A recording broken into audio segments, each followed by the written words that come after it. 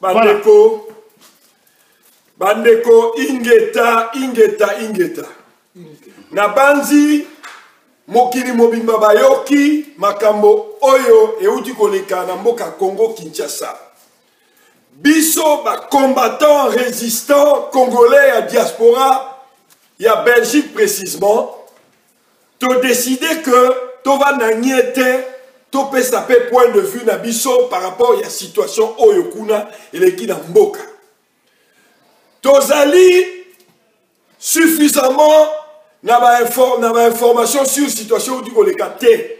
Ba service na biso et renseignement ezali ko travailler dans les 48 heures tozwa information ya solo. Nzokande toza koloba boye. Bino nyoso, ba combattant résistant ba mokili mobimba. To faiblir détermination na biso te. To continuer bitumba na biso, bino mo boyebi but na biso ezali nini? Libération totale et effective ya mboka na biso na maboko ya ba imposteur, na maboko ya ba Rwandais, Ougandais, na maboko ya Hippolyte Kanambe alias Joseph Kabila na système na nyoso. Tolandi ke bato bakufi na mboka. Kasi, boye bakamalamu ete, ba auteur nyoso, ya bato bakufi, o ba entraîné bango na liwa, boye bake makila nyoso, o ya mwana Kongo ezoko tanga, po na libération ya mboka na biso tozali sima na yango. Soki, bato, oyo, bazali ko, utiliser bandeko na biso, na ndenge ya mabe, bato bakufi, bayebaka que article 7, il y a statut à Rome, il y a le 17 juillet 1998, et ils ont crime contre l'humanité. Oh, les salami, ils ont crime contre l'humanité. Au cas où, bandeko na biso ba memi na liwa, na ndenge ya nko, na ndenge ya mabe, bayebaka ke ba responsable wana ba ko répondre tôt ou tard na makambo wana oyo esalami lelo na bato bakufi makila ya bana Congo ekokende pamba te. Et puis à part cela boyeba que soki bandeko na biso oyo batelemi na ndenge déclaration basalaki que baye mpona kolibere mboka na biso na occupation rwandaise, biso tokozala nsima na bango mpona elikambo wana. Biso toza kobunda pour la libération totale ya mboka na biso. Et que toza ko senga population congolaise ba appliquer résolution 15-14 ya Nations Unies où ils ont koloba que le droit de peuple à disposer d'eux-mêmes.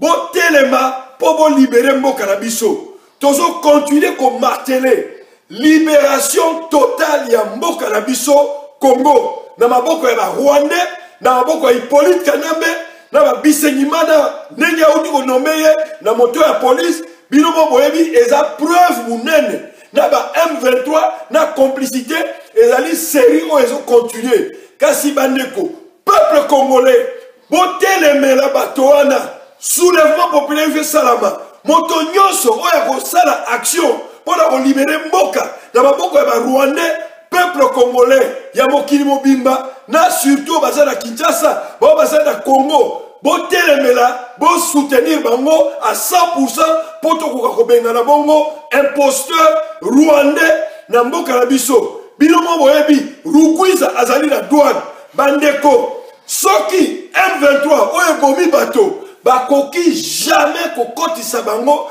ni na gouvernement ni na armée. Yango na daza ko senga na bino. Biso ba combattant tozo ko senga na bino, bandeko na biso ko sala mboka, pour ça le soulèvement populaire, pour la libération de biso, na esclavagisme, pe na occupation rwandaise.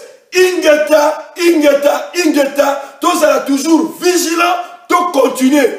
Malgré Makambo et l'équipe de Kinshasa, biso tout ça toujours déterminé pour que Hippolyte Kanambe dégage. Kanambe dégage. Donc, biso tout ça toujours na philosophie la biso wana pe et aussi la tête les alika kande mwana ingeta mais maintenant tout le monde déclaration na wana lobby très bien mais tout le monde soulèvement ça 1000 lelo mais ba maîtriser bango lelo Pour le moment, la mère Mende a déclaré qu'il a maîtrisé tous les terroristes. Bien. Soki moto a telemi, azo bundela mboka na ye, azo linga libere mboka na maboko ya ba Rwandais, azali terroriste te. Azali moto oyo alinga libere mboka. Mende akozwa mbalo na ye. Ye lokola alobi ke ba maîtriser situation, biso ba combattant résistant ya mokili mobimba. Na kosenga na bino ke ba combattant résistant nyoso boyebisa bandeko baza na mboka. Basala soulèvement populaire pour mettre fin na pouvoir d'occupation, maîtrise mon égalité, ingeta, il faut continuer bituma otoza, tosito bandaki pour libérer totalement et effectivement Mboka na biso. Voilà, allons tout à l'heure au lobby que voilà par rapport à ce qui s'est passé aujourd'hui dans le Congo, vous avez l'information en sûreté. Le lobby service de renseignement, ils allaient travailler là-dessus, dans 48 heures. Vous avez l'information, information précise, mais vous ne pensez pas que moi l'entière quand même, comment est-ce que nous va combattre Boza Awa et là il est qui n'a mboka action simultanée d'ailleurs à Lubumbashi, Kinshasa, mais finalement Bino va combattre Boza a l'information jusqu'à maintenant, c'est tout ça pratiquement 22 heures, vous n'avez aucune information précise par rapport à ce qui s'est passé. Quelque part, c'est juste un renseignement, ils ont la faille. Bien, au moment où ils va combattant, tous ali va responsable. Tozali déjà dans l'information mingi. Mais seulement, Tolito sangisa ba information nyoso pour tozala beaucoup plus précis. Yamona en tant que responsable, na ba ndamo information tozala ngo ezali pe mingi, mais tozako continuer ko analyser ba service na biso. Oh ya ba service na biso secret et ils ont continué ko creuser pour to rassembler ba information nyoso et puis to pesa position d'ambition définitive. Mais toutefois, tous avons cinq dans la population, tous avons cinq dans les combattants résistants, nyoso, que Bitouma ezali toujours pour la libération totale. Il y a un mot d'ambition dans ma boko ya Rwandais, dans ma boko Hippolyte Kanambe, dans le système d'ailleurs. Merci beaucoup. Message ni Togoyebi sa peuple, oh nyoso dans Kinshasa. Makambo nyoso, action nyoso ko sala manakati ya République démocratique du Congo. Oh, ils ont défendre les gens qui ont la bangunya na biso, ne mettre la longue à l'obia. Makambounyo se action tout. Oh, ils ont la libération à Congo. Tu vois ça peuple. Bota la rappelle de battre spectateurs. Il faut pas me rappeler la banzela. Makambounyo se bino. Pour forcer ce bino, n'a pas ma pinga au boza sur place. Sans bino n'a pas artiste wana, toza néa. Mais sans qui veut, bozo linga ko bimate, tu vois, biso mo tozo ya, nega mettre la longue à l'obia. Tous les services à renseignement et puis ça dit précisément ma rambo et